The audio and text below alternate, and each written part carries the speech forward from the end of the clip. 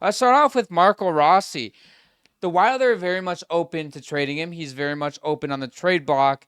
He is a pending RFA that started July 1st. And the Wild don't seem to want to pay him as much as Boldy. According to reports, he wants a 7x7, which is what Matt Boldy got.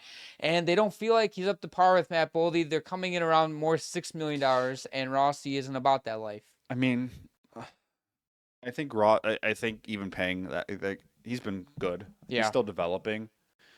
Um, you're kind of making when you give him like a $7 million a year contract, you're kind of investing into his future, and and Mm-hmm. hoping he keeps taking those leaps to become like they did that with Matt Boldy, and it's paid off. Yeah. He's their second best player on their team behind Kirill Kaprizov. Um, yeah, but I can't really necessarily blame the Wild. I think they'll get a decent return from him. I think there'll be plenty of teams interested. I mean, teams have already gotten calls. Did you see what they so Tyson Forrester ended up resigning, but right before that with the Flyers, you want to know the offer that they gave the Flyers? They were like, "Here's Marco Rossi for Tyson Forrester and a first round pick was That's a the minimum asking price. that's a If lot. you don't want to pay him, why trade him like a $7 million player?" I don't know. That's the same thing that happened with Zegras, but I want to bring up why I want them to pay Rossi as much as Boldy. And I know all you stat people, Boldy had more points. He was close to a point per game in his age 23 season. Rossi just finished his age 23 season. Rossi only had 60 points in 70 something games. Matt Boldy this season, I'm a big analytics guy. I'm sure you know where I'm going with this, Preston. He was in the 48th percentile in overall play. Matt Boldy was, by the way. Offense 46, defense 65. He was kind of mixed in with positive and negatives and goals above replacement. Marco Rossi. In the positives in every single goals above replacement metric, he was in the 91st overall percentile in overall play, 87th percentile in offense, 71 in defense. He's a very underrated two-way center, and I think that has the potential to be a 1C. I think right now he's more of a 2C. I think the Wild I look at the Wild. It's like I don't know if they think that Eriksson Ek is their long-term fit at the first line center, and I don't know if they look at Rossi as a long-term like potential 1C. They might look at him as a 2C, but obviously they're favoring Eriksson Ek, who's a better player in my opinion. But then they also want a first line center in return, which You're is not gonna it's a get little that. ass because Yeah. I've talked to Wild sources and I'm a Sabres fan, so they're like, okay, would the Sabres be willing to trade a guy like Tage Thompson for? I'm like, dude, are you fucking out of No. your mind? No, that would be If insane. if Yeah. you're if you're gonna ask for Tage Thompson, you better pay Rossi $9 million at least, and that's just unrealistic. And that's just an example, but like I have a problem with certain teams, and I already said this. If you're going to trade him like a top guy, pay him like a top guy. Yeah, I think that's fair. I mean, obviously you want to get as much as you can out of a guy, and if you can get a team to pony up,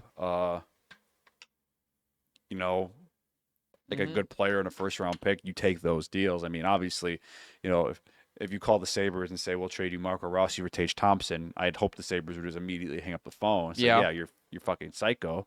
I think a more realistic trade package with Buffalo would be maybe like a guy like Jack Quinn, some draft picks, maybe Bowen Byram. I saw a Jack Quinn in a third round pick for Rossi. I don't think that would be enough. I think you give a little bit more.